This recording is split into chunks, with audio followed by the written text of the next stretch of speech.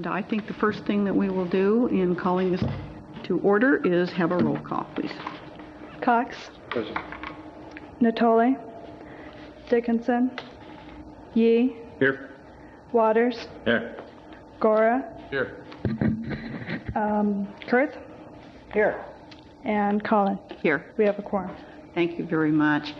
I'd like to, first of all, just thank everyone for being here and welcome them to the meeting and indicate that on the agenda, if there are items that you wish to be heard on the agenda, be sure that you fill out one of the speaker's slips so that we know which items you're interested in and know that you will be speaking on that item.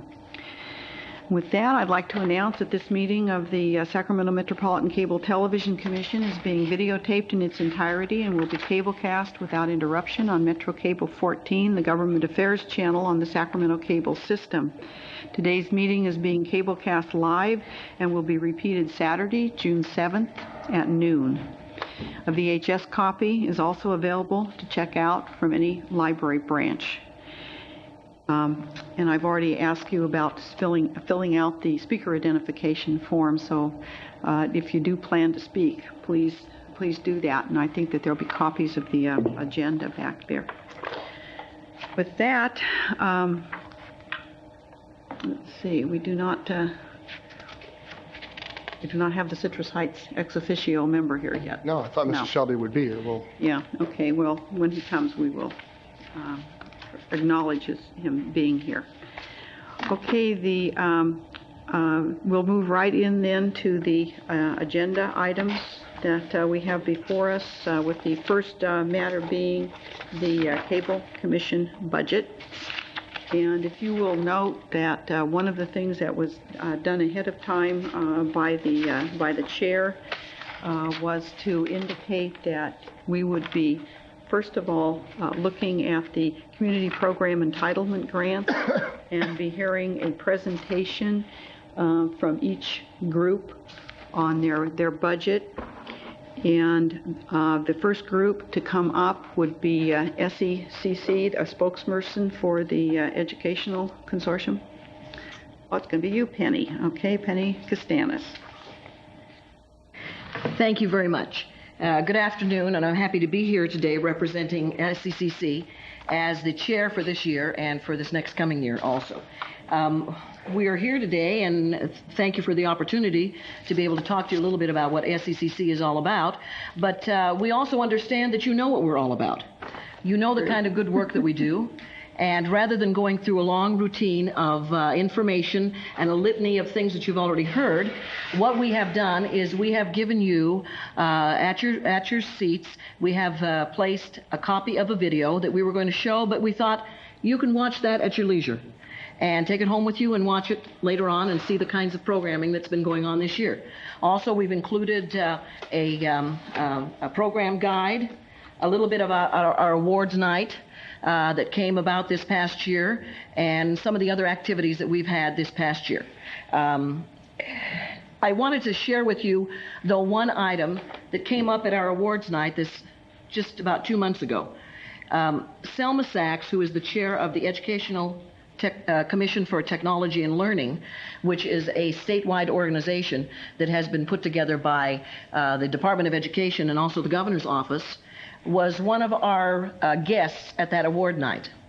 As we tried to explain to her what we did at SECC, we told her a little bit about our background and the kind of programming that goes on in education in the city of Sacramento. She was absolutely amazed when we told her we have 150 hours of original programming that goes on in Sacramento. She said, that can't be true. And she comes from Los Angeles, and she's involved with television in Los Angeles. And she said, no, you couldn't have that. And Liz Rhodes, our director, who's always very astute and will deal with issues when they come up, did not want to say, yes, we do, but she was very kind to her and said, oh, yes, we do have that kind of programming. And when we said we have 65 teachers who teach on television, she said, oh, you couldn't have that many. We don't even have that many down in the L.A. County Office of Education. She said, yes, we do. But see, understand, Sacramento is different. True. Sacramento has made a commitment to the kinds of programming that goes on through our cable companies here and the kinds of funding that comes forward from the Cable Commission. So this afternoon, what we'd like to say to you is we would appreciate your continued support. Take the time to look at our material. And we also have included there a letter that if there is any possibility of any extra funding for extra kinds of programming that we might want to do with educational television, we would certainly also appreciate that. So with that, I will leave you with that information, and I will give my time over to others that may take more time. If you have any questions, I'd be happy to answer those. Okay, thank you very much. Any questions for Penny on the budget of SECC? Nope. Okay, thank you very much. The next group that will be coming forward would be KVIE, and that's Jan Tillman.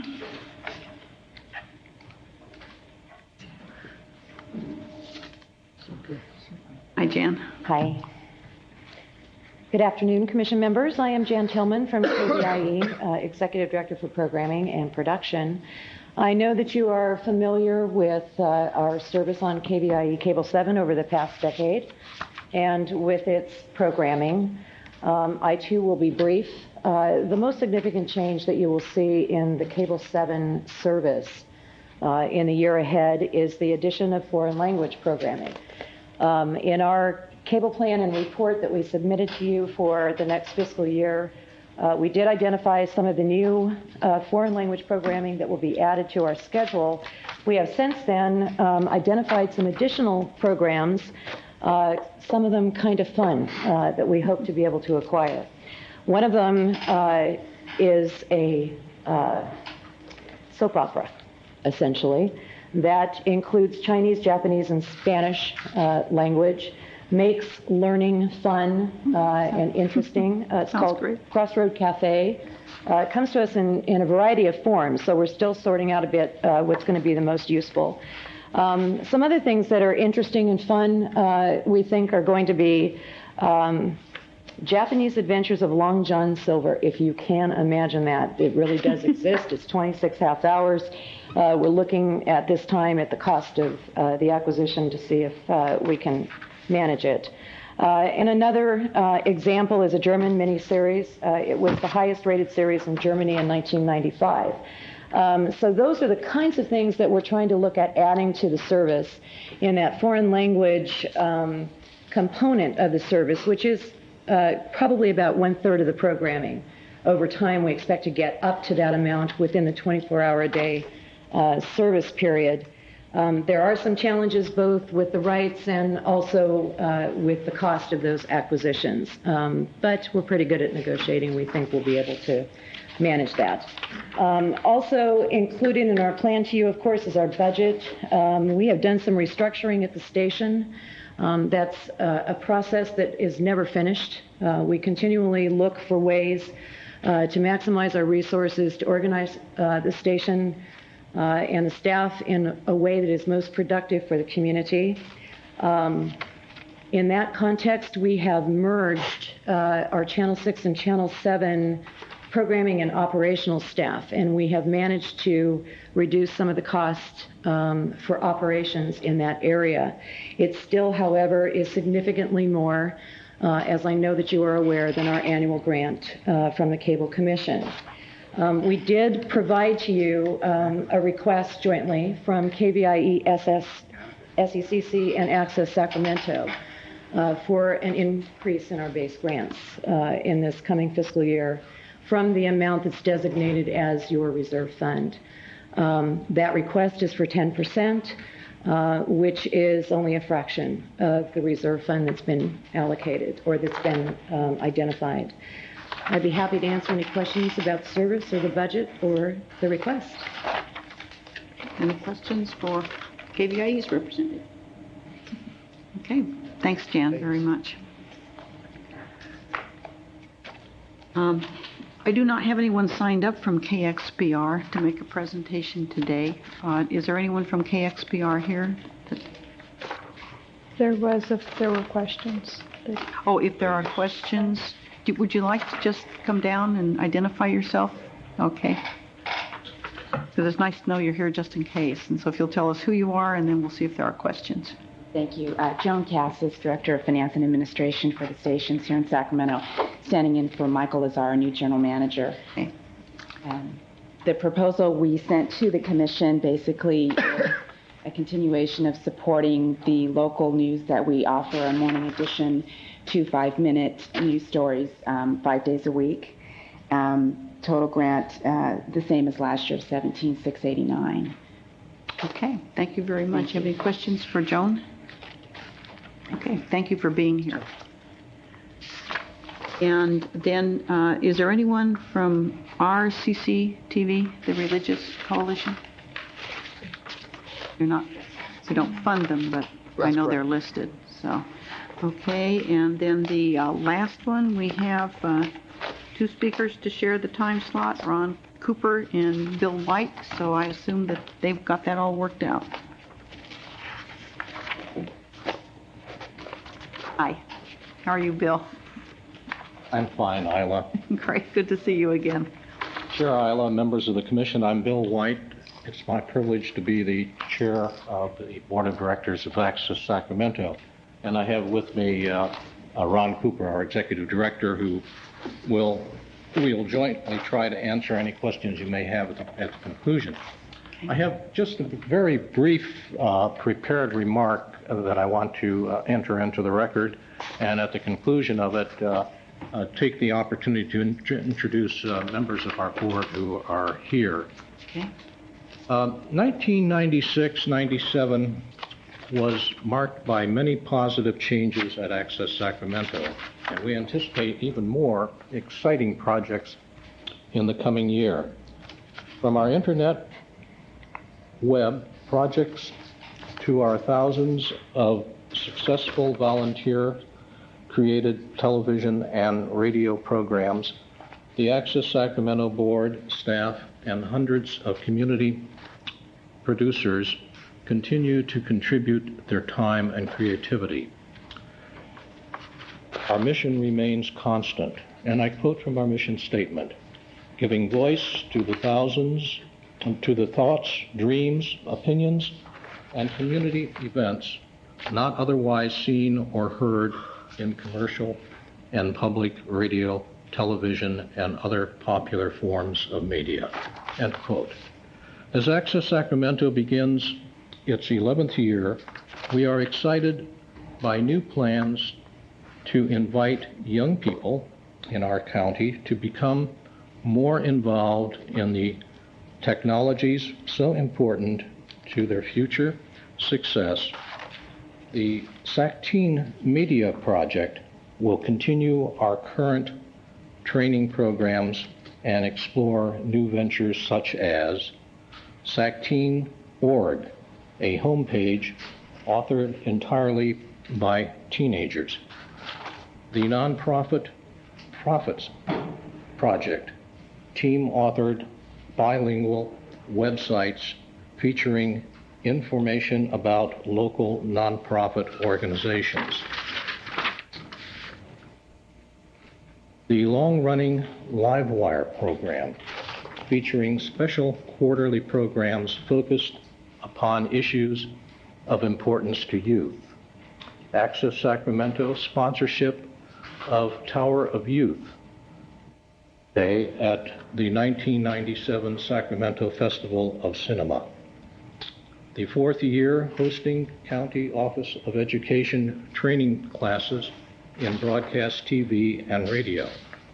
The development of youth-directed Saturday morning and after-school media camps. Further growth in our high school and college-based technical assistance programs. And the SAC-Teen Media Project encouraging the development of media production programs in collaboration with youth-oriented nonprofit groups. We present you our annual plan and budget with great pride. We have organized this report using our long-range goals as means of reporting back to you to you, members of the Cable Commission, our achievements during the past year and our action plan for the coming year.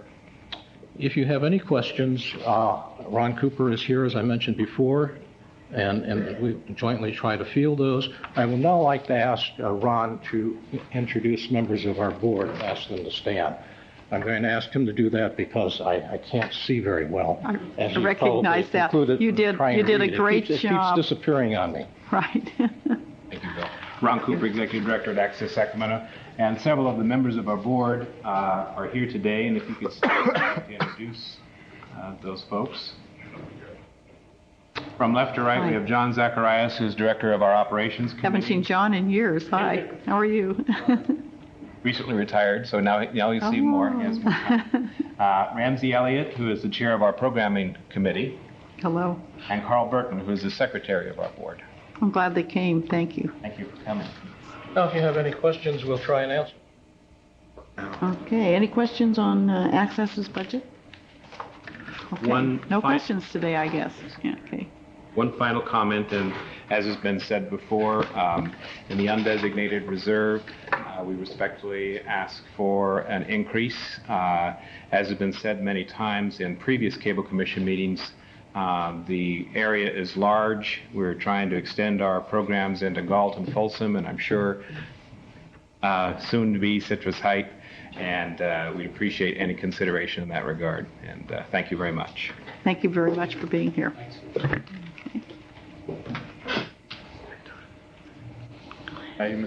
Okay. Yeah.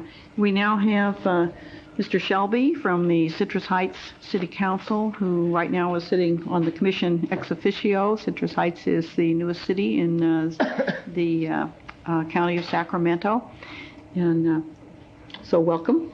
Thank you. Thank you. And we are now on the presentation on the Cable Commission's operating budget. Members, we may be onto something. By designating time slots on the agenda, as Mr. Pennell directed, I'll even time you, Rich. yes, that'd be great. We reduced time by half. In this segment, I'd like to do an overview for you of the Commission's budget and then go into a bit more detail on the administrative and regulatory things. If we could go to the screen here, we've got a new toy. I do hope it works. Yeah. Randy was just showing me that for those of you that are here in this chambers a lot, we're ready to add audio to these so that as we do these little displays, you'll get little sounds. And this one's a car crash.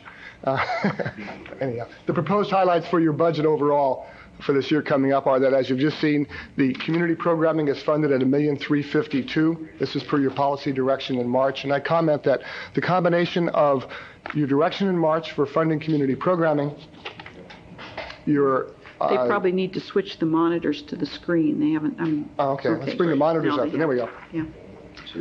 The ongoing litigation and the protective suit and the funding for that, and your ongoing decision to award 20% of your revenue to the parental jurisdictions directs that fully 80% of your overall budget has already been determined or decided by your previous policy direction. This is one of those.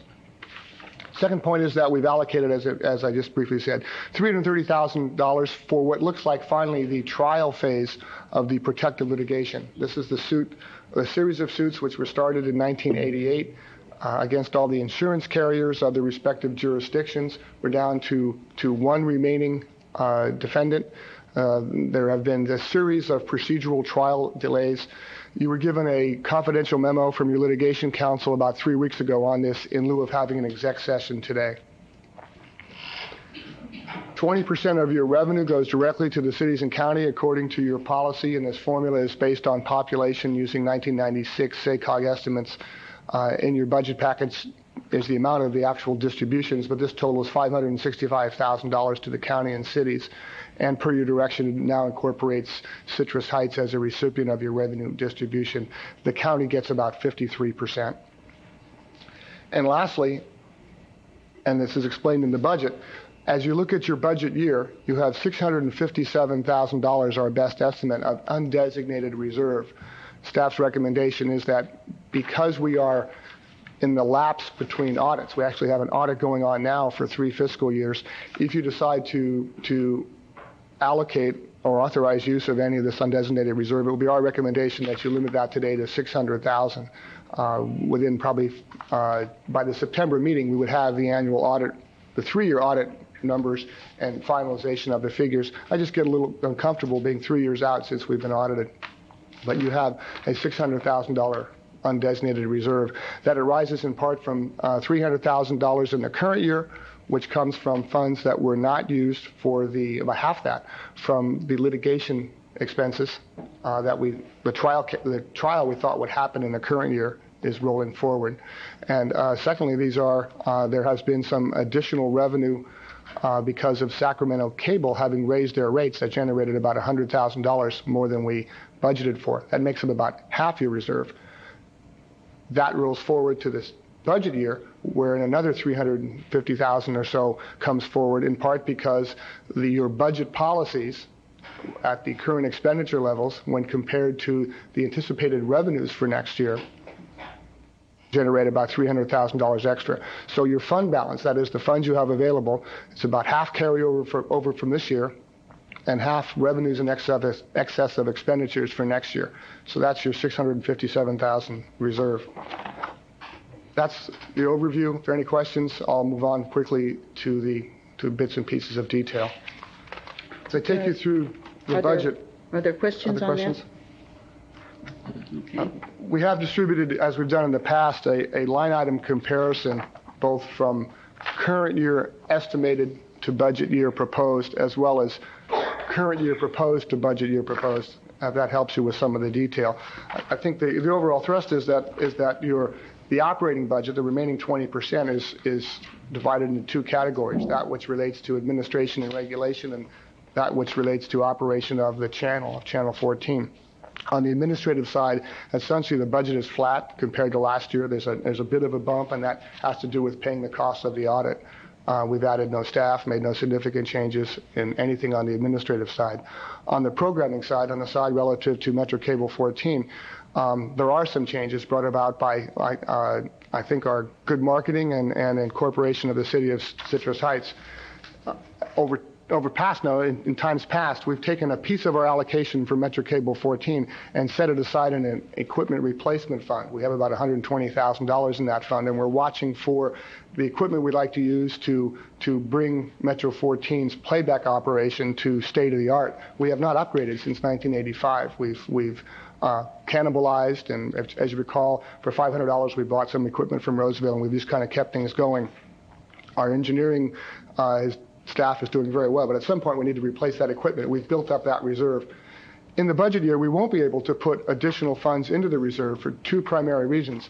One is the city of Citrus Heights turns out to be a very expensive meeting to cablecast. Your meetings are long, Mr. Shelby, and they are remote for us, and they're running now 3 meetings a month. So as we look at our budget, we're looking at between $13,000 and $14,000 to cablecast the city of Citrus Heights. Part of that is travel time and setup time. Recognize that in this facility and in your city council facility, we can turn on the equipment and be ready to cablecast within minutes, just a very, very few minutes. In Citrus Heights, we roll the van, wires have to come out, the cameras have to be unloaded out of the cases, and there's a setup time and a teardown time, as well as the drive time. Secondly, and I'm pleased with this, and you'll see that there's a letter in as well, we were able to work with the new Sac City School Board, and they are now using the city council chambers on Monday nights to be cablecast. We think that's been very much in the community benefit. One of your policies has been, and we've recommended this for several years, is that any other government entity that meets in these chambers or the city council chambers are cablecast under our budget at our cost. It looks like city council meetings are running quite long as well. We're going to be putting about $4,000 of your budget into their cablecasting. I'm making one recommendation for a marketing change on Metro 14. Historically, the last 3 years, as a way to get new entities to be cablecast on Metro 14, we've said that the first 3 meetings of any entity, whether here in this chamber, at the council, or in the field, would be absorbed within our budget as an incentive to get them to come on the system. I'm recommending this year that we not apply the 3 free meetings to an entity which is already had their share, had their 3 free meetings. So this would mean that that SMUD would be expected to fully reimburse us for all their meetings next year. RT would be the same, and that we take those funds and try and use them to encourage new government entities to be cablecast. That's the only policy change relative to Metro 14. Next item within our one level down of detail is the litigation, the protective case which I mentioned. Your litigation counsel, Mr. Blair, has asked that his hourly rate be adjusted from that which is in his contract in 1992 at $125 an hour to $150. I've asked your general counsel, and there's a letter in the file saying that this appears reasonable given the market now for excuse me, where the market is for attorneys, and the fact that we are going into the trial phase of this particular litigation. If you have some questions on that, we'd be happy to address it. I do have a question about that, Madam Chair, if I may. Yes. I don't have any objection to Mr. Blair's hourly fee, but can you tell me what the average annual or the average hourly fee is for Sacramento-based attorneys? Just right off the top of your head. I can tell you that in my office, the hourly fees range from about $125 an hour for brand new lawyers to upwards to $300 an hour for private sector type work, and for government work, it's slightly lower than that. Okay. It's a range. Thank you. Yeah, just giving, Dave, we're paying $176 an hour for hours. You're a new city, you haven't learned yet. Yeah, you haven't also, Robbie? Yes. That was a change to the... Okay, but I have a question, Rich. You mentioned the fact that we're getting ready to go into trial. I don't know if that's really a justification for the $25 an hour raise. No, I think... He's going to be getting more hours out of us if we're going to go to trial than we would have before, correct? Probably not, I would say. Given the procedural delays that we've seen on this particular trial and the discovery activities that have gone on, I see us, yes, there may be more hours, but I don't think it's significant. There have been some big legal games in this that have consumed lots of time. They've involved me quite a bit. There will be some more hours for trial, yes, but I don't know that that is the basis for the recommendation. The recommendation is parity, and that the rates have not been adjusted since '92. Okay, well, that was my next question. '92 is the last time. That's correct. Thank you. Mr. Any Chair. other questions? Jimmy? Yeah, I think in response to Mr. Waters' questions, I know in some of my own experience that some of the cases that had to go to court, that pre-trial is one rate and trial is another rate, so, and it's higher. Yes. This is not asking for that distinction. That was just an additional comment of mine about trial starting. Great. Okay, thank you. Anything else, Rich? Happy to take any questions. The remaining item is and if you have any payments, is your distribution. Are there questions on the payments to the jurisdiction? Yes, Jimmy? Yeah, Rich, I'm a little confused because looking at this resolution, does this have anything to do with what you just mentioned about adopting a budget? Because some of the numbers I can't corroborate. Okay, the numbers should cross back. There's some crossover detail in the budget, but your total budget is $2,555,779. 779. Yeah. What is this sheet that was handed out to us that says $2,009,000? Yeah, Diane, I don't know. We got a typo. Oh. Let's look at the detail sheet and the resolution we just put on your desk a few minutes ago, and it should tie to the $2,555,700,000. It gets a little complicated when we get into it about how Metro 14 is displayed and which item it's in. But your budget total is as I put on the screen before you. So should it be 3, or which is the correct figure? You got 3 million. 2,555,779. And that's with the reserve in it? That's with no appropriation for the reserve. And no appropriation for the reserve. So if you appropriate the reserve, you put that on top of the 2.55? You would put that on top. Because this is an expenditure budget. That's correct. Okay. So what is that total then? It's up to It'll be you. over, a little over 3 if you put The open issue before you now is, do you desire to keep your $600,000 in reserve? Do you desire to appropriate it in a way that you see fit. Okay, and I assume that if each one of us want to express a preference, I will lead off with the, with apologies to the grantees, but the County of Sacramento is probably into a layoff mode where we are looking at reduced services for all kinds of people in our community. So at this point, I would argue that we ought to take leave out a portion of it for the uncertainties of the audit, but take the $600 and distribute it on the same basis that we distributed the $565,000 to the parent jurisdictions. We're all in a world of hurt this year as we go into budget, and I know the county's budget. We're looking at probation officers. We're looking at trying to do many of the programs that you've probably seen demonstrations on television at all the hurting groups within our community that might be, shelters for battered women not having money, seniors not having nutrition programs. It's not an easy year, and when I try to balance that, on balance, I would argue we return it to the jurisdictions.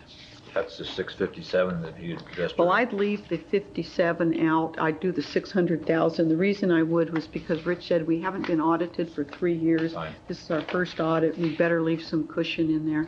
If you'd like, these are the numbers, the population numbers, how they correspond for that 600,000.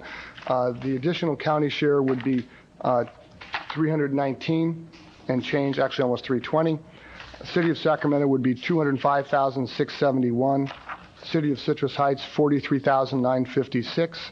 City of Folsom, 22,155. City of Galt, 8,231. And that totals 600,000. Okay, Jimmy, you.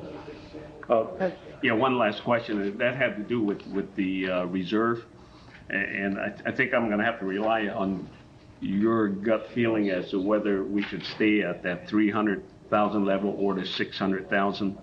What in your mind justifies? I'm very comfortable at 600,000. We have a best estimate of 657 and some change, 100,000. I'm comfortable recommending that you do at your discretion with 600,000. 600. And I will bring to you, when the audit is complete, any additions to that, probably around at your September meeting. That's fine. Thank you. Okay, thanks. Anyone else wish to express a preference on that portion of the budget? Okay, hearing none. Let's go on to C then, the agreements that these are you're going to make presentations on that? Very quickly, board members. These are a continuation of ongoing agreements, contracts within your operations. One is for general counsel services. We're recommending no changes. The litigation counsel agreement I've already described to you. And the last is for our outside engineering. We've been able to reduce this by about half. I think we're looking at a $4,000 annual contract to rebuild some of the tape decks. And those are the outside agreements that we've included and recommended within your budget. Okay, they're not on top of the budget. They're just those are built into the budget. But they're separate actions. They're separate contracts. Yes. Okay. But we're seeking authorization for those at the same time. Okay. Any questions on that? Madam Chair, if you're going to do this individually, how do you want to do this? All in one motion? I think that we could probably do the budget all in one motion as long as we take care of how we want to handle the $600,000 figure that's been referenced, and then I believe the agreements would be folded in. So. Okay. Let me just be sure I understand. The $600,000 reserve then would mean the revenue distribution to counties and cities would be $565 plus $57,000. It would be $565 plus $600,000. Plus 600. Excuse me, plus $600,000. Yeah. Okay. Okay. Another way just a simple way would be that the chart at the last page of your budget, which shows the revenue distribution on page 6, in rough approximation, you would be doubling the numbers in the right-hand column. Just about double those numbers. So, do you have a motion? I need some Robbie? clarification. I'm lost. I thought we were going to have 600,000. The city was going to get 206,000 would be our share of the surplus, right? To be used as we choose, as the city council choose to use it. That's correct. Now, That's what's this just about- figure? You're adding 500,000 more? Within your budget, That's why I'm confused. within your budget, you've directed that 20% of your revenue be distributed to the cities and county. And that's on page 6, component 4 of your budget. Okay. That total is 565,000. In addition, there's another 600,000 available for distribution that has no pre-policy direction attached to it. All right. I understand. In round numbers, it takes the numbers on page 6 on the right column and doubles those. All right, I understand. Thank you. So if there's a motion. So moved, Madam Chair. Okay. Second. It's been moved and seconded to adopt the budget as presented with the addition of the 600,000 being distributed in the same fashion as the 565,000. This will give you a total budget authorization of $3,155,779. Okay, and that's the motion. Is there any discussion on the motion? If not, please call the roll. Cox. Aye. Yee. Aye. Waters. Aye. Gora. Here. Aye. Kurt. Here. Aye. Colin. Yes. Motion carries. Did everybody? Yes. Vitale. Dawn came in. Thought I heard I Dawn. abstained. I came late. Okay. Yeah, abstained. No problem. Okay, and folded into know that that. were the agreements, so, Yeah. okay.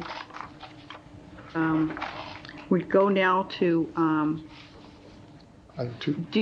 item 2, which are the discussion of ordinance amendments. And we have a couple of things that we're dealing with under that. One is the Citrus Heights is a member entity, and we'll need discussion and a presentation on that. And the second one that we'll need a presentation on is the insurance and indemnification requirement. So Rich, you're going to make this presentation? Excuse me. Diane just pointed out to me that we're moving well ahead of our agenda where we anticipated, so I'd let you know that we are, We're trying to get well, these are not, let's decide that these are not timed items. If there's someone that wishes to speak on this item later on in the meeting, they could come back to this if they'd so like. The City of Citrus Heights. Are any of the others timed items? How do we, how was, We only have a timed item at the 3:30 one, but 3:30 was intended for the rest of the agenda. That The was whole our rest of the request of our agenda? chairman to now. but I think we could proceed, and if someone wanted to comment back into this, we could. Do we have any speakers on this item? we have no one signed up to speak, but we'll watch and see if anyone comes in at the 3:30 item. Okay, I think you can begin your presentation. Right, let's begin the presentation. The City of Citrus Heights was incorporated and took effect in January of this year. They wrote to you expressing their interest, as they have done with many boards and commissions, to be represented on as many as possible. I reported to you in March that the challenge was how to incorporate the representation into your board structure. I also advised you that there was no provision in the cable television ordinance, which has been adopted jointly by the county, the city, and Folsom and Galt, for adding new incorporations. So we did some research and looked at alternatives. As we looked at this, one of the things that you and I, Supervisor Collin was the only one here at the time, made a conscious decision in forming your cable commission in 1981 and 82 to weight representation towards Folsom Galt, and there was an invitation open there to Isleton. And so there's some skewing in there, in that right now, Folsom and Galt comprise some 5% of the county population, but have a 1/9 representation on your board. So that was one factor we looked at. Also looked at the issue of possible future incorporations and what that would do to having an ever-increasing larger board. With that, as you can see in the staff report, we explored several alternatives, one including a voted representation a weighted representation methodology, as we discovered in some councils of governments. As we get into it, it looks entirely too complicated. So simplicity was one of the other alternatives. So or one of the other criteria. So as you look at the alternatives, and we walk through, some included adding a member to your board for each new jurisdiction. Some included collapsing the Citrus Heights representation into the joint representation now by Mr. Gora for Folsom and Galt. One considered having one less member of the Board of Supervisors on the Cable Commission and replace that with a representative from Citrus Heights. And then alternative 4, and it surfaced in discussions with your council, is one which we feel weights appropriately toward giving Citrus Heights the representation that on balance it should have relative to Folsom and Galt, but would also maintain a threshold of not having always a new member on your commission for every new incorporation. And that is to amend your cable television ordinance such that any city which is incorporated or rises to having 80,000 population would be designated a seat on your board. Any city below that threshold would be represented and would rotate or at their discretion within the Folsom and Galt package. Right now, it's always been someone from Galt who has been represented on your commission. Folsom and Galt have worked out between them how the representation works. I would recommend that we continue that same process, but that a new smaller city, which might incorporate City X, would negotiate with Folsom and Galt. So that's the recommendation. We tried to apply, again, criteria of simplicity, size, and recognition of this weighting issue, given the historical push towards Folsom and Galt. If there are other alternatives, I'd be happy to staff them for you or work with you to generate them, but this was the best recommendation the staff could surface. This staff report was released about 2 weeks ago. Since then, the City of Citrus Heights has taken action, and the letter is in your packet, where the City of Citrus Heights has endorsed recommendation 4.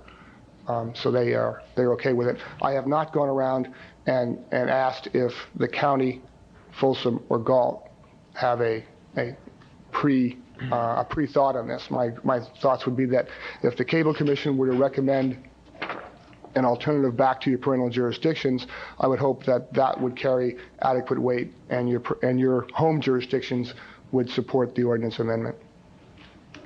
A question? Because my understanding is that each jurisdiction, the agreement would have to be amended, and each jurisdiction would have to sign on to the amendment, correct? Right. In order to implement this, it would require ordinance amendments, which would have to go back to each one of the jurisdictions and would have to be approved by them in the same way that the Cable Commission was established in the first place. Okay.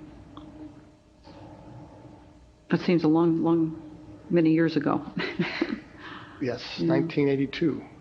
Yes, and we held many meetings in this chamber with Folsom City Council here and the Galt City Council and the City Council of Sacramento and the Board of Supervisors. They were huge meetings. There are some, I think, 200 hours of meetings on tape. Oh, at least.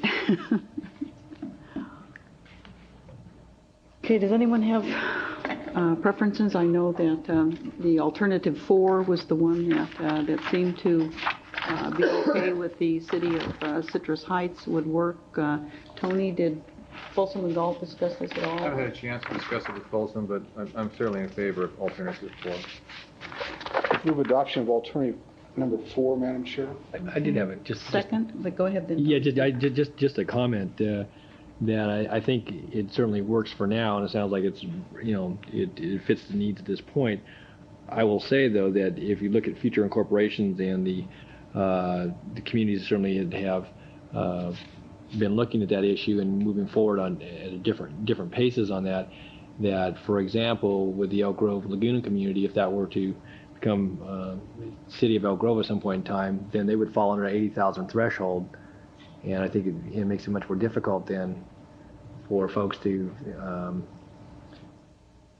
I think, to accept that they're being represented at that point. So I think this works. 4 works for right now. I think that we may have to revisit this in the future, and it's nothing that's immediately before us now. But in the future. I know what we've done on regional sanitation, for example, is that if you're concerned about the odd-even number in order to have a number of votes, you certainly can, weight the vote of the chair at that point if that's a consideration. I don't see this body ever, getting to 15 or 18, something like that. I think that you may have future incorporations, but we know that there are a couple that are certainly under consideration at this point in time. So, and I guess I don't look at it so much from whether City of Galt has 20,000 people or Folsom has 40,000. I think that there are legal jurisdictions that have a responsibility to folks in those areas of the county, as we as supervisors do for the entire county or districts we represent most immediately. And I don't think it's a matter of equating it to size of city. Whether you're in Citrus Heights or City of Sacramento or Galt or Folsom, you have a responsibility to those folks, and cable service is an overall part of that. And I think that we've had a relationship with Folsom, Galt, and certainly Citrus Heights in Sacramento that's been a positive one. I would just say that today, though, I certainly can support 4, but I do think that this is going to have to be revisited in the future if we have future incorporations, and this board always has the ability to do that. So, yeah, and I will echo that. I also have the same kind of concerns in terms of not locking it in as a formula forever for the future, because I think that what we will find is we will have different things happen. If you have another incorporation, even if it falls under the 80,000. If they're lumped in with Folsom and Galt, that immediately throws that population up over 100,000 probably. Right. And so, there would be, you'd have a different and new dynamic then. And I think all of us are sensitive as elected representatives that the people that you represent want a voice. And if you're not there, and then they don't feel they're represented. So, I do think that those are some issues we'll have to be sensitive to, but we can cross that bridge when we come to it. I agree with Mr. Natoli. I'll second. I don't think there was a second to Dave's motion. That's right. Yeah, there was. I'm sorry. Yeah. Okay. Do you want to call roll on that one? Yes. Cox. Aye. Natoli. Aye. Yee. Aye. Waters. Aye. Gora. Aye. Kurth. Aye.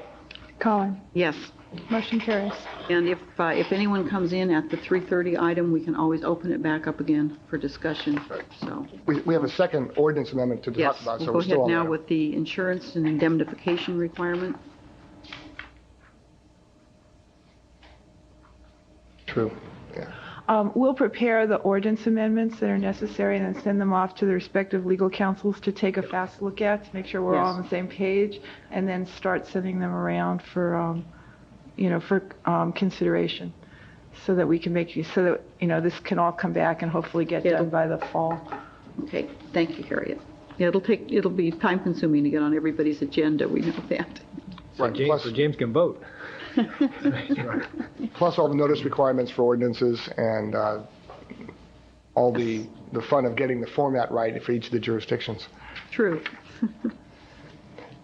When we went through the franchise transfer, and in several cases with insurance renewal along the way, it was pointed out to me that the language, the 1982 language in our common ordinance, was out of date relative to what the insurance industry puts on their standard forms that needs to be checked off. So in conjunction, I went to the county risk manager, who was your risk manager, and asked them to assist us with an update.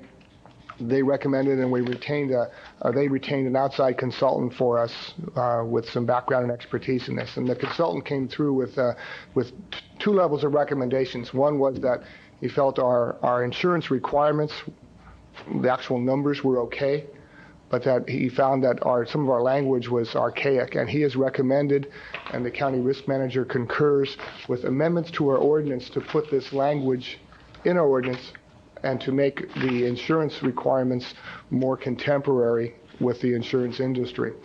The requirements of this change will not apply to your franchisee, now Comcast Communications, or your licensees, also Comcast Communications, or now being called that, or Cable America, unless they agree. So the franchisees have the option to continue with the old, more cumbersome, outdated language, or they can write to us and agree to go by what we believe to be the cleaner, more specific language. For us, this is an ordinance level document. These are provisions in the ordinance, and staff felt that if we are making if I'm going around each of the jurisdictions to secure the ordinance amendment for representation for Citrus Heights, it was reasonable to bring this through at the same time. Again, the consultant report is included, and your county risk manager endorses this change.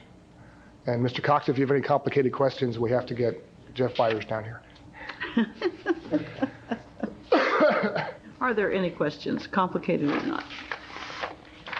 If not, do we have a motion then of intent? Second? Second. Call roll, please. Cox. Natale. Aye. Yee. Aye. Waters. Aye. Gora. Aye. Kurth. It's just out of the room. And Collin. Yes. Okay, item 3 then, which is the Comcast social contract. We'll have staff make a presentation. Chairman and board, we'll take this in 2 pieces. This is maybe a bit complicated. I'll try and summarize as best I can, and we'll categorize this conversation or this presentation in 2 parts. One is process and the other is substance. First, about process. As you know, cable television companies negotiate franchises with jurisdictions throughout the country. Those are individually negotiated under some relatively and very broad parameters at the federal and in a few cases at the state level. Some of those parameters are that franchise fees can't exceed 5%, and it's okay to have provisions in cable television negotiations for public education and government programming along those very broad lines. And some of the major cable television operators, they're called multiple system operators, have contracts, franchises with literally hundreds of local franchising authorities. When an operator, either because of some regulatory problem or through an opportunity that they see, desires to make a global change to all the contracts, they go to the FCC to preempt the local contracts and make a global change. It's clearly more expeditious than having to go through and negotiate this in each particular case. And the FCC calls this a social contract because their negotiation supposedly has a broader social purpose. There have been 3 or 4 of these processed now, primarily around rate regulation complaints with systems like Time Warner, Continental, and Century. The process stinks. The negotiations are between the FCC and the cable operator, local government representatives who are really the beneficiary of this, supposedly the beneficiary of this negotiation, don't participate, are not part of that negotiation process. What the FCC does is says, we've negotiated this social contract, and then they put it out to comment for 45 days. That's the process. A group of cities in Orange County, California, have sued the FCC in challenging the process to say that the due process for local government jurisdictions have been violated by this social contract process. Excuse me, Mr. Chair, can I just ask, why is it called a social contract? What is it? That's what the FCC named it in their regulations. But what and why? Or do you know? What's the purpose of calling it a social contract? I would agree with Supervisor Collin that 1, it sounds good. 2, the quid pro quo is to I believe is intended to meet some broader social purpose. When I get into the substance, maybe I can point out the intent of what some of the provisions are that meet some broader social purposes. Yeah, you mentioned it in the staff report. I just was curious what that broader social purpose is. Wiring schools. But to the extent that I have read up on these, and the name has any meaning, I think it is because the cable companies complain that rate regulation only related to the number of channels and those types of things and didn't relate to the other things that they do that are good for the social network of America. And so these social contracts were at least based in the idea, whether that falls within the statute or not, that you could get relief from rate regulation or some relief from rate regulation if you offset that against social good or the types of things like wiring schools that have a social benefit. And I believe that's where the genesis of the name came from. Okay. Thank you for the explanation. I'm just curious. Okay. It has a lot of spin to it, I think. Yes. So that's the process. It's one that we've commented on informally to FCC, that we're not crazy about the process. I can say that in talking with other local franchising authorities who have been through this process, I found none, either tied to Comcast or tied to any of the previous ones, that are pleased with it or that support it. The best they've been able to do has been by filing comments into the FCC and moving politically with influence into the FCC. The proposed social contract is improved by a few more things being put on the table. All of them have been approved to date. That's process. Let's talk a bit now about the substance of the Comcast social contract, as I best understand it. Now, this is a formal FCC document. Was released on May 2nd and asking for comments back by mid-June. Within it, Comcast will agree to wire schools, some schools, and that's probably the biggest problem I have with the social contract. It doesn't say where, it doesn't say which jurisdictions will be impacted, for cable television, as well as providing an internet connection when the surrounding residential community is provided internet services. That's a single internet connection, a single modem, not wiring the entire school, but one. They would include private schools as well as public schools in that provision.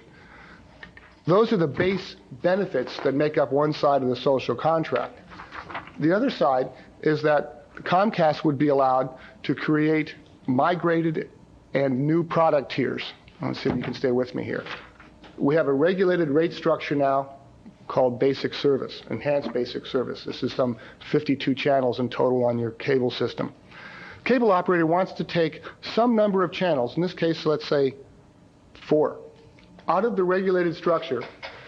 Usually these channels would have a theme, and market them as a separate tier of service. And for some period of time, the rate wouldn't change. They'd just be marketed separately, and you could subscribe to them separately. Rate regulations go away in March of '99. The social contract asks to have rate regulations on the separate tier go away on January 1st of next year. So what you see is a movement of some number of channels to a separate tier that would then very quickly become unregulated, rather than being unregulated a year and some months from now, almost 2 full years from now. So it's a way of the cable industry raising rates for this particular tier of service, which I think I've said to you before, the current rate regulation structure of the FCC is not very profound. Rates are going up pretty well anyhow. Recall that in December, Sacramento Cable chose not to take the full authorized rate increase it could have here in Sacramento. The regulations analyzed through and permitted a rate increase of $3.08. They took $2.05. So right now, Sacramento Cable isn't encumbered by a regulatory block on raising rates. This would open up even another door to raise rates, if that in fact were the case. Second part is, in moving these channels over, the subtlety that is in the social contract is that it preempts California law having to do with negative options. If the 4 channels they move over happen to be 4 channels that you're not interested in, you would have to affirmatively act to not have your rates go up or to have those channels removed from your programming. Right now, they're part of the overall tier, and you don't have that a la carte choice. We would prefer that if there is a movement of channels to a separate tier and an increase in cost, that you at least have to agree to keep those channels. This social contract voids the negative option provisions that we've put in regulation. So in other words, if they once move them over, impose a rate on them, and you just get a jump in your rates because you haven't realized that you're paying for them, that's your problem. Because what you have to do is inform them that you no longer want those 4 channels. I do not know how the bill would look in terms of highlighting that out, but California my understanding is most of the time in California, you would have to affirmatively say you wanted that service before you had to pay for it. So that's what you mean by preemption. Of the negative option. That's okay, correct. Negative option, okay. It's not to say that there would be a rate increase. It's to say that It's just that the potential's the there. potential is there, and why would a cable operator want to go through this process if he didn't intend to raise the rates? So it's a bit complicated. As we've looked at it and analyzed it and spoken with other people with roles like ours, the key factors are we cannot discern a benefit to Sacramento in this proposal. One, your franchise already requires the schools to be wired, or at least a free drop to be provided to all the schools. And Sacramento Cable, the Ed Consortium, parents, school districts have worked on getting the schools wired. So there are, to the best of my knowledge, there are no schools in Sacramento County that don't have cable service. And I understand from Liz Rhodes that many of the private schools are already wired. So cable television as a wiring to schools as a benefit in the social contract already taken care of. So then let's talk about internet access. There's lots of activity now to wire schools throughout the country. There's a $50 million universal service fund available in the state to provide telecommunications resources to wire schools. There's a $2.55 billion universal service fund available on a first-come, first-service basis at the federal government level to provide reimbursement for wiring schools for internet connectivity. And what Liz has told me and what we know from our experience on the cable television side, getting the drop to the school, getting the single connection to the school that usually comes up on the pipe in the janitor's closet isn't the tough nut to crack. The hard nut to crack is wiring the schools so that the television, so that the computers, the terminals throughout the school are throughout the school. We run into the cost issues. We run into, all the stories about asbestos and having to wire. So again, the benefit is a very marginal one, as I see it. And so the proposal on the perk side of the social contract, one, isn't definitive relative to whether Sacramento would participate in it, so it's vague.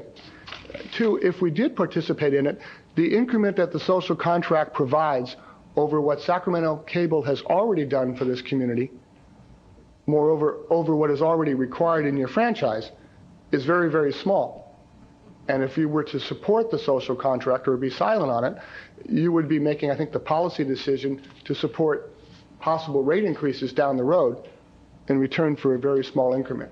So it's staff recommendation that you direct us to prepare comments to the FCC, that you direct us to coordinate those comments if possible to see if we can gain some muscle with other jurisdictions, to direct the chair, if Comcast would like, to negotiate Sacramento out of the social contract. Let's just pretend like it never happened. And by the way, the social contract focuses on the newly acquired systems of Scripps to Comcast. And fourthly, just because this process has this just has all the basics of being a preemptive process over local government that generally we don't like. We're recommending that you direct us to comment to our congressional delegation to feed them our concerns about this particular process. We talked about going one step further, and that is should we recommend committing resources to join the lawsuit. And looking at what resources we have and the long-term merit of that, we discussed and decided not to recommend that to you, but that would be one option that you could invoke if you wanted to. That could be expensive, however. And I think that there's time to decide what you want to do as a next step, if a next step is even necessary. The lawsuits right now, as I understand it, are pretty much on hold. Because right before the Ninth Circuit, the Orange County lawsuit, for example, right before the Ninth Circuit was going to rule, the FCC asked to have the case brought back to them so they could relook at it from a regulatory point of view.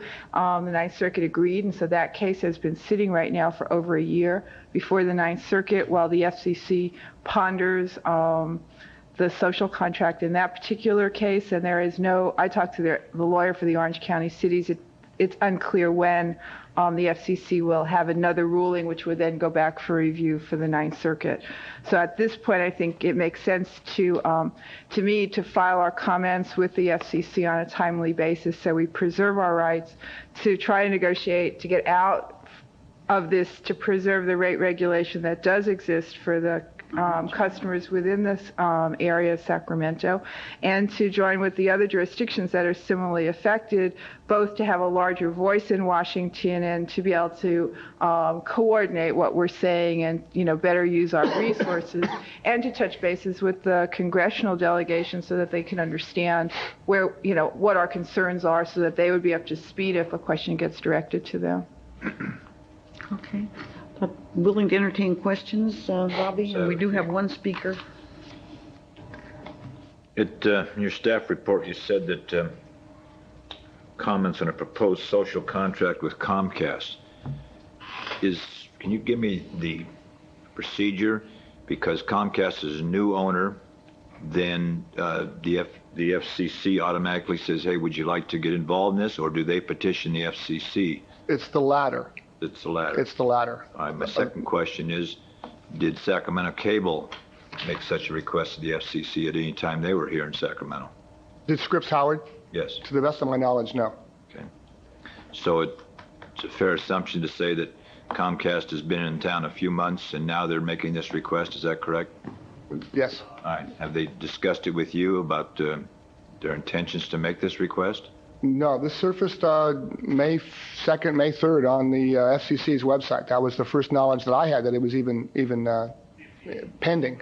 It took a few days to get it to realize that it did apply to Sacramento. There was some question of whether or not the social contract would apply to the new Scripps Howard acquired systems. And in fact, that was the purpose of it, was to bring this migrated tier process to the Scripps systems.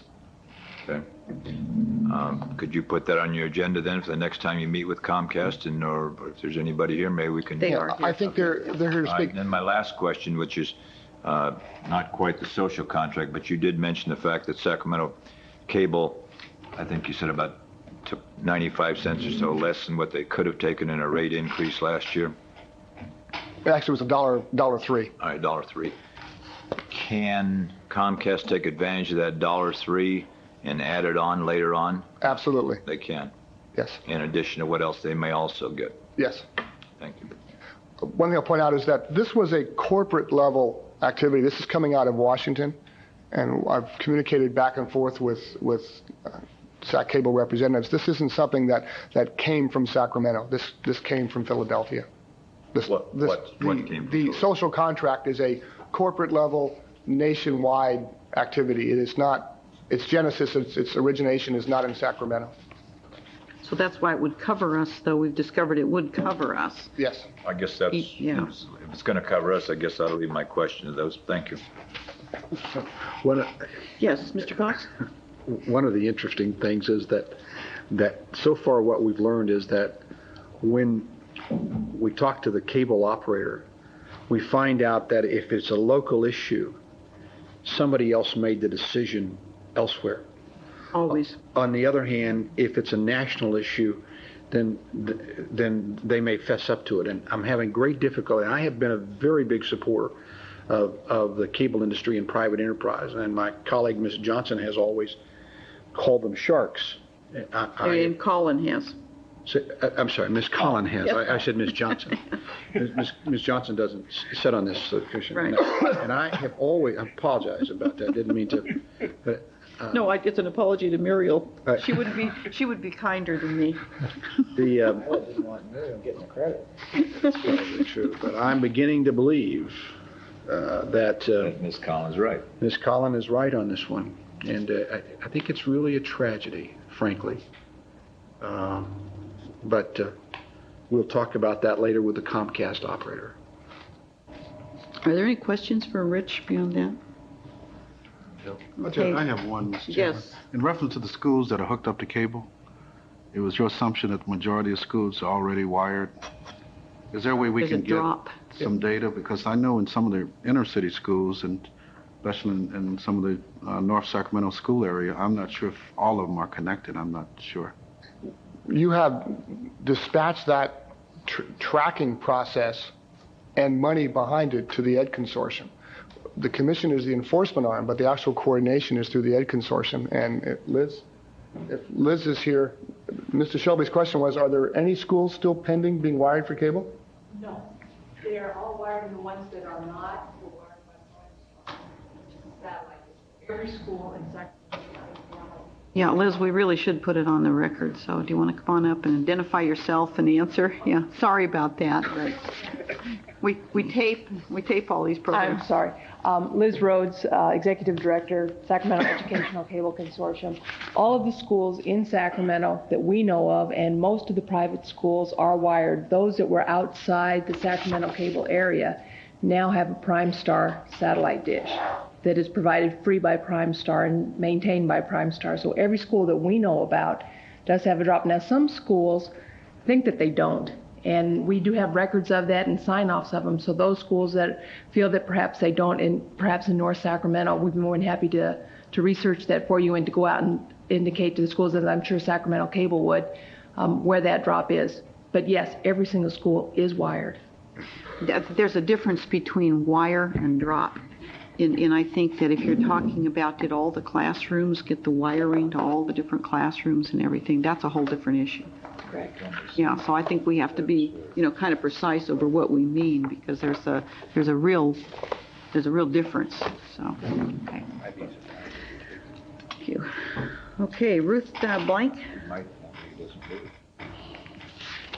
and is representing Comcast. Good afternoon. Good afternoon. I'm actually not here to ask for your support of the social contract, although that would be wonderful. But I am asking for you not to oppose it today, and I'll tell you why. Comcast and the FCC have already agreed to the social contract, as Rich mentioned, and it includes increased investments in the infrastructure of the cable systems and increased commitments to schools and libraries. And also, as Rich mentioned, this applies to all Comcast systems in the 19 states in which they do business, the hundreds of Comcast systems across the country, not just to Sacramento. And even though the Scripps-Howard systems specifically are referred to, it's really for all of the Comcast systems. In the past, Sacramento Cable has always worked closely with the education community, and we've always exceeded our franchise commitments to schools. Our commitment is to wire schools with the lowest level of cable service. We've not only provided the drop to schools, but we've also provided full basic service and up to 6 converters at no charge per school, so that schools can take advantage of the 500 hours a month of cable in the classroom programming. We've also sent free cable in the classroom guides to all schools so that teachers know what product is on. We've offered Ingenious kits to all schools, and Ingenious brings in world news headlines and lesson plans to schools so that teachers can take advantage of the cable in the classroom product and use it in their teaching. And over 200 schools have taken us up. We provided those Ingenious kits for free. That's 200 nationwide. No, that's in Sacramento. Okay. This is something that Sacramento Cable has done. We've always been willing, upon request, to wire additional outlets, or, if the media room has been in one location and they change it to another location, we've always come in and relocated the outlets. Similarly, in talking about the infrastructure, we upgraded the cable system to 550 megahertz last year. And we did this not because we were required to, but we did it because it made good business sense to be able to add more channels and to be able to be poised to add new technologies. So yes, the social contract guarantees some things that we already provide, but it's because we've always provided more than we've been required to do. So I would hate to see us be penalized for having done more than we've needed to do in the past. There is no specific time frame for deployment of cable modems in schools and libraries in Sacramento, but we will put them in. Similarly, there are no current plans for introducing the migrated product tier that the FCC has agreed to in exchange for the commitments to infrastructure and education.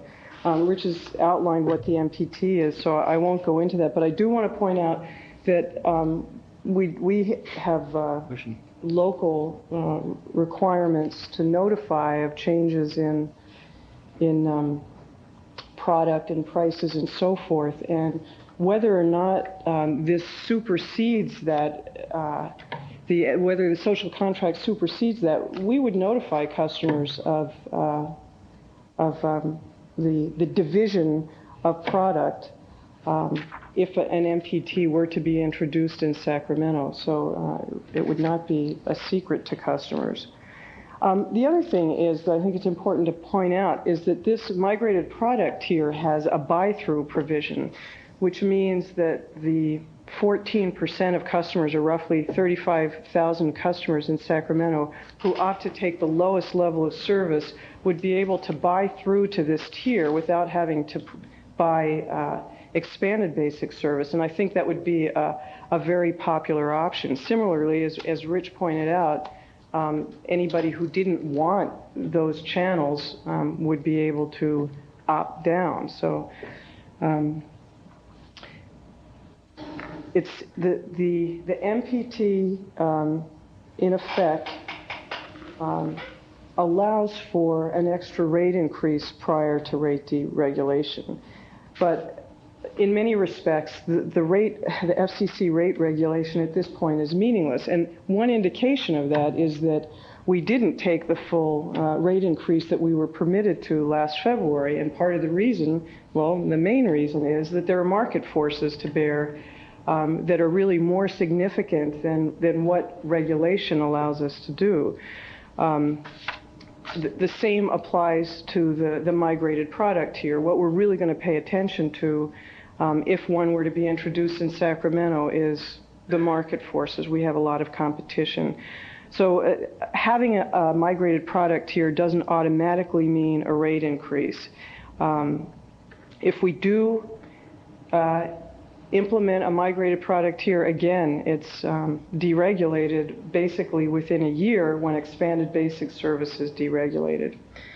We're really committed to being the best service provider of cable and its related products, and to consumers and to the educational community. Comcast will really operate in the tradition that Sacramento Cable has in not just looking at the letter of what's expected, but what's right for the community.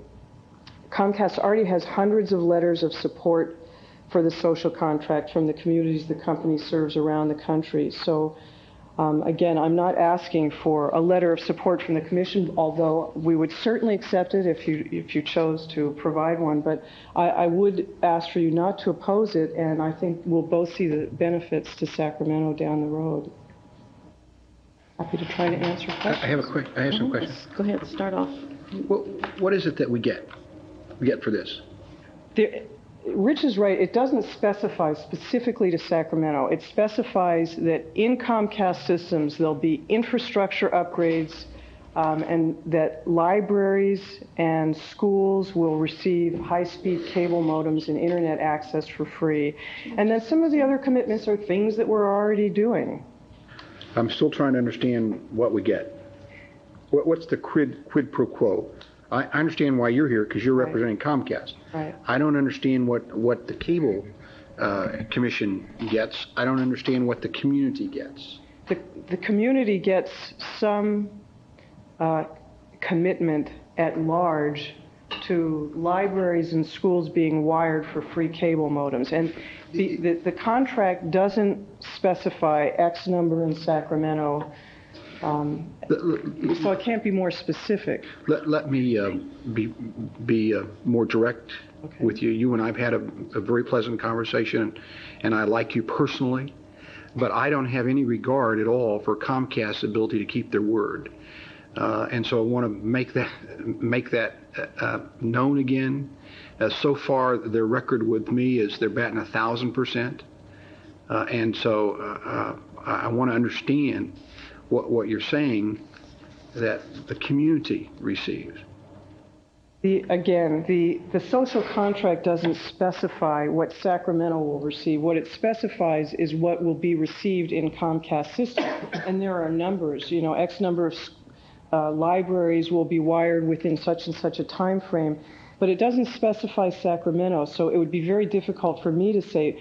I guess what I was trying to say is that we have always acted more than responsibly as a cable operator, and there's no reason that would change. The only demonstration that we've had so far from Comcast was when your vice president of your company came out and said, "Trust me," and we did.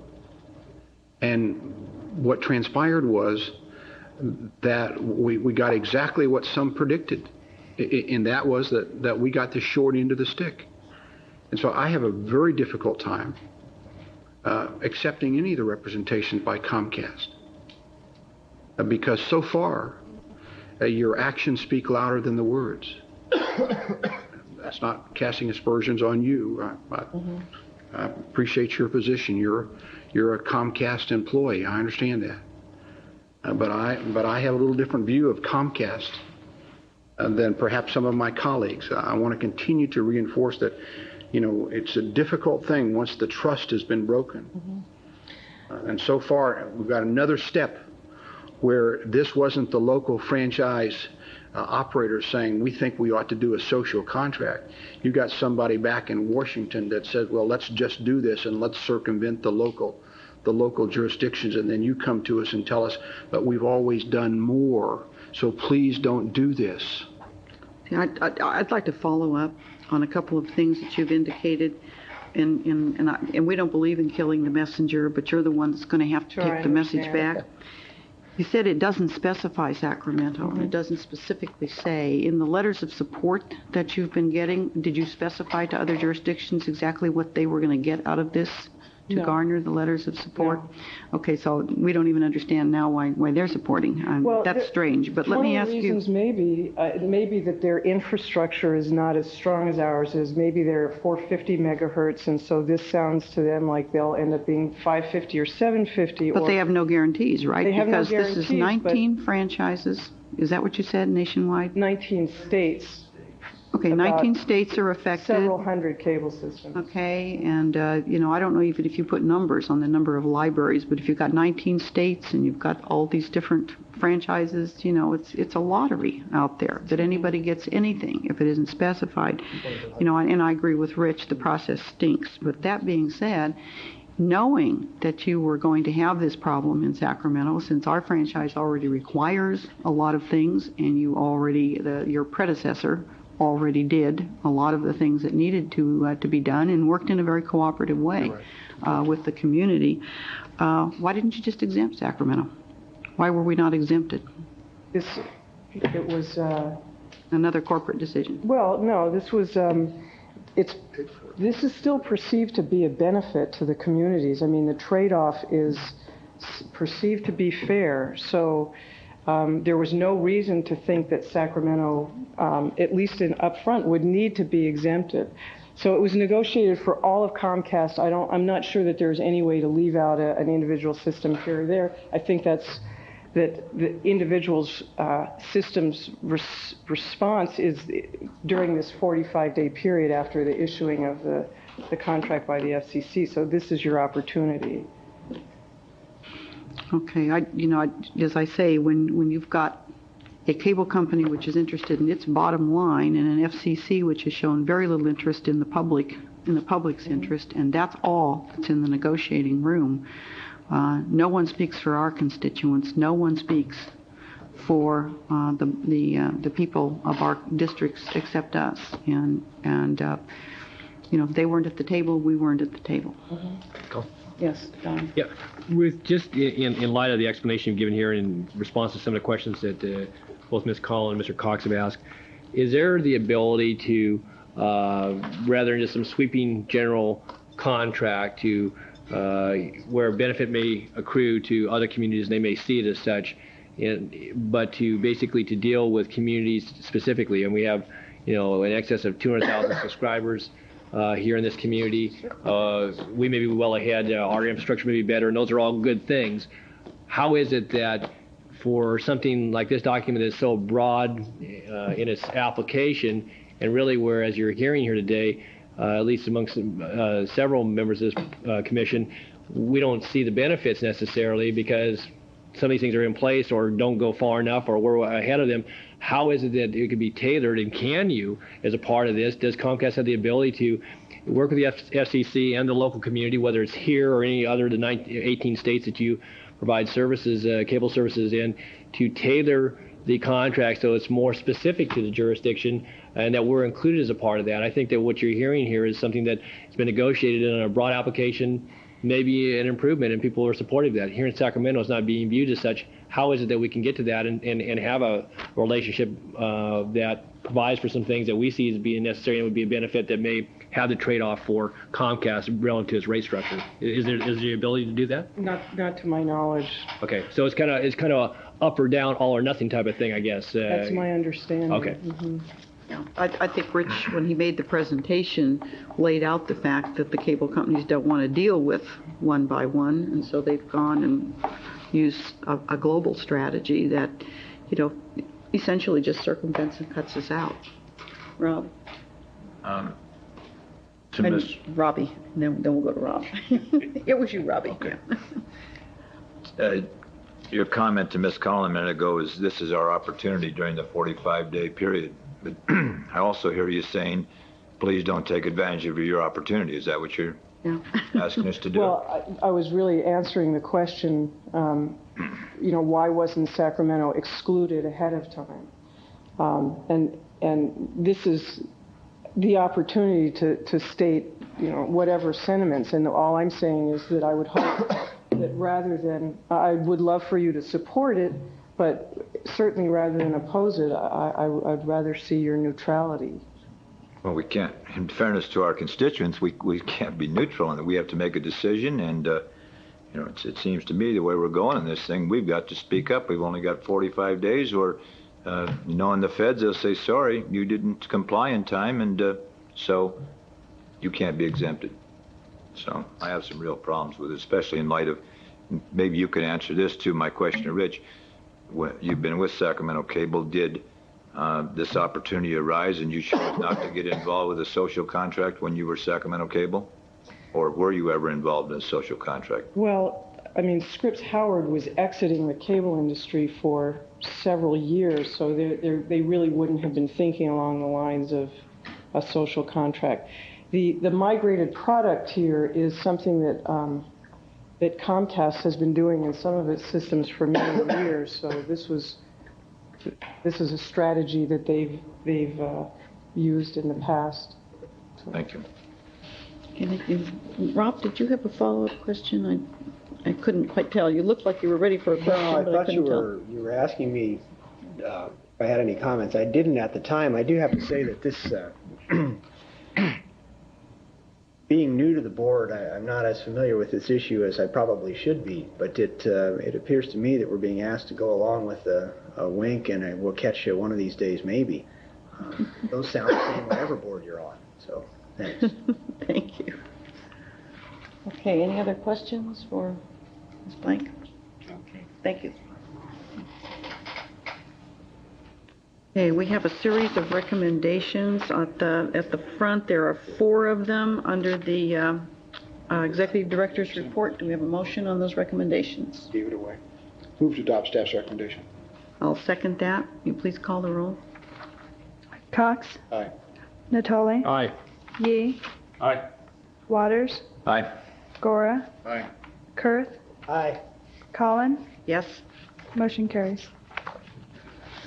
Okay, thank you. And we will move on then to item 4, which is the staff status report, administration, SCT, affirmative action, and meeting schedules. 2 administrative items, and under this. One was that in discussions with Sacramento Cable, I asked them to defer their presentation on affirmative action. One, in part, is that they've had some staff changes. Two, that things seem to be quiet on the affirmative action front. And third, I had thought you'd have a very long meeting today, so I'd asked them to defer this to the next meeting. So it was at my request that the affirmative action presentation was not on the calendar for today. I want to tell you that. And separately, attached in item 4 is the recommended schedule that Chairman Pennell asked that we distribute to you, have you adopt, and mark your calendars with your scheduling secretaries accordingly. Mr. Pennell's desire was that we schedule the meetings on a monthly basis or as near monthly basis. As you can see, I've recommended, or he's recommended, that we skip July, that is a holiday week, and also the first week in January, and that we would notify you after staff has met with the chair if the agenda looked light enough that we could then not have the meeting on that particular month. Right now, we've been on a mode since January of let's meet quarterly. He would prefer to schedule it monthly and then free up the time as the issues dictate. So we're asking that you adopt this schedule so we can notify all the formal parties. Okay. Do you have any reaction to that? We had gone on a quarterly basis simply because there's not that much workload for the commission. Now, granted, there would be an opportunity to interact with the new operator and with the executive director by scheduling monthly meetings. However you want to do it, I think we're amenable to. I didn't have a chance to talk with Sam ahead of time, but sometimes it's easier to have the meetings scheduled and cancel them than it is to try to get everybody together. So, okay. Any other comments on the meeting schedule? Not on the meeting schedule. I just have a question on the affirmative action report. Is that a report coming from Comcast? Yes. On this local facility? Yes. And I didn't understand it coming. It's not any activity on the affirmative action front? No. One, they've had some staffing changes. Two, we've had been on a very assertive monitoring schedule starting back about 3 years ago with Sacramento Cable based on a series of complaints and pending lawsuits. Things have stabilized relative to where they were before, from lots of activity to virtually no activity. So given that, I believe the report and all indications I have from Sacramento Cable would be favorable, and one that you would, from what I understand, like to hear. And given that I thought we were going to have time problems, I didn't put it on the agenda for today. Had there been a problem, you would have had it, and we would have been here till we dealt with it. But will it be on future agendas? It'll be on your next agenda. Okay. I had been told that some of you had 4:30 meetings today, and yes, that was why I was working the time clock. Okay. Any other questions on this item? Do we want? We need a motion then to I'll make a adopt motion to adopt staff's recommendation. Okay. Moved and seconded. On this one, I think we could just do a voice vote. All those in favor? Aye. Any okay. None in objection. This is the part of our meeting now where we ask for public, any member of the public that wishes to discuss any issue that was not listed on the agenda that falls within the purview of this commission. If so, now is your opportunity to speak. Seeing no one come forward, we do not have any executive session. I have some questions for the franchise operator. Oh, you're going to pose some questions? Okay. For Comcast? Okay. You want Ruth to just listen to the questions? No, or maybe she'd respond. This is she not, could respond. All right. It's not on the agenda, so he's the... I'm not shooting the messenger. I think she could hardly... She was just hoping that the gavel would fall before you asked the question, so... I wanted to just ask a couple of questions, and thank you for being here. Have you had any additional misprogramming, for example, that which similar to that which occurred in April of '97, where we received some complaints where you had the adult, and what steps has Comcast taken to assure that doesn't occur again? Well, I'm sorry I can't answer that as well technically as I would like to be able to, but some sort of triggering method was put into place that alarms somebody. A, but B, on May 18th or 19th, the safe harbor rules were put into effect whereby all adult programming has to be only between the hours of 10 p.m. and 6 a.m. So, one thing is that the hours have changed, and the other is that there's a sort of a double check method in our head end. Okay. So at any rate, you've addressed the issue. Yes, okay. Definitely an anomaly. I had a question today which I couldn't answer, and I want to pose to you, and that is it possible for you to have different cycles for your programming guide? Because when you go from, I'll just give you the illustration, when you go channel 80, for example, or channel 2, has a programming guide, and it scrolls down and goes 2, 3, 4, 5, 6, down like that sort of thing. And if you go to the next programming guide, it's exactly the same as this one here. So you get no further along by going to the next program guide. The question that was raised is, do you have the ability to have them at different cycles? So while channel 2 is showing you one programming. I'm just asking whether the wheels can turn differently.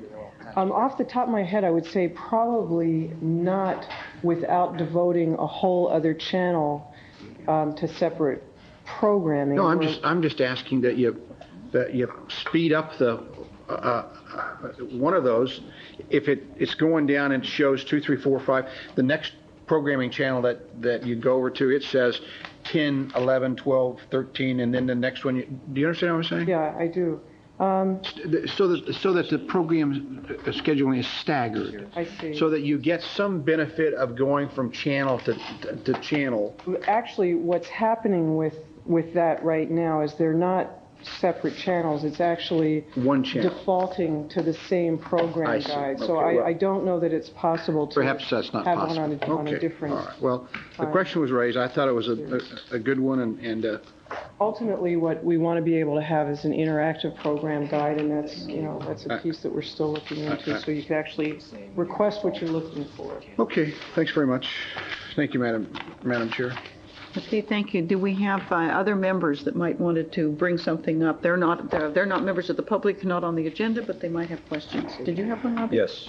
All right. To Rich. In fact, I'm speaking as a cable customer about Metro 14 Public Service Channel. I was going to bring this complaint personally, and since Tuesday I've had 4 other phone calls from people that are just as upset as I am. They had a very close election. The school results for 2 hours sat there with the last 6 precincts waiting to be reported and were never broadcast from 11 p.m. to 1 a.m. It sat at, I think the numbers were about 148 reported votes number of votes for and against, and 6 unreported for 2 hours and was never updated. And at 1 o'clock when I finally shut it off and went to bed, the outcome was not known. And as you know, it was a very, very close election, and I've heard from 4 other people since Tuesday the same complaint. So if we're going to provide this service, we should take it through the last 6 precincts. And it wasn't because they weren't reported to Channel 14, because in fact all the other commercial channels, 3, 10, and 13, had all the totals. Could you look into that and get back to me, please? Definitely will. I thought we'd run it all the way through.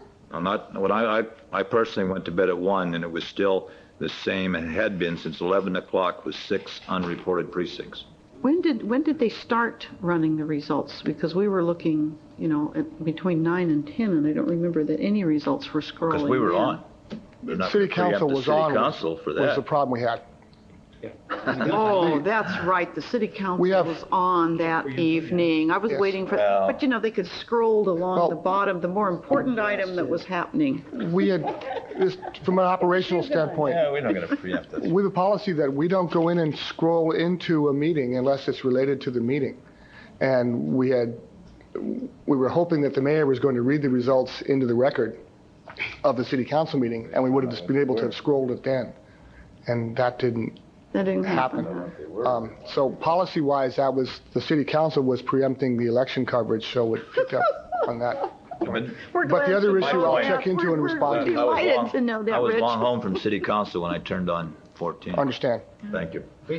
Just for future reference, Rich, it may be that for something like that, maybe it will never occur in the same set of circumstances as the other evening, but I would think if you could get clearance in advance for a measure that certainly folks were watching, it doesn't have anything to do with the meeting necessarily that's going on, but if results of the city election measure you, if there was concurrence with the council, and I don't know what that takes to do that, but maybe to have pre-arrangements, because you're saying that if the mayor had read it into the record, you could then have carried that information. Right. So it might be when you know you have an election, there's a Tuesday night meeting. I coordinated that with the chief of staff in the city, and we thought it was going to come together, and it didn't quite come together. Let me ask a question like that, though, because that's something we could bring up as a policy, that the board, the cities that are, or the board meetings, and we have meetings at night too, but usually not on an election night.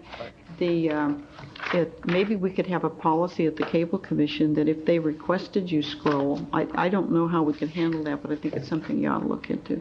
We have several changes coming, probably around your September meeting on election coverage. Backing up, we are doing the election coverage in a mode now that in 1986, they said wouldn't work. We were able to do a couple little fancy plug things, and we continue that until now. We've targeted some meetings with the voter registration department where we're looking at getting direct to their internet feed, their web access. For us, it's the whole screen comes at once to us. So right now, we don't have the ability to convert it to a scroll. So we'd have to lose city council or put it over city council, which would get kind of weird. We're looking at making some changes for the November elections with a whole new system.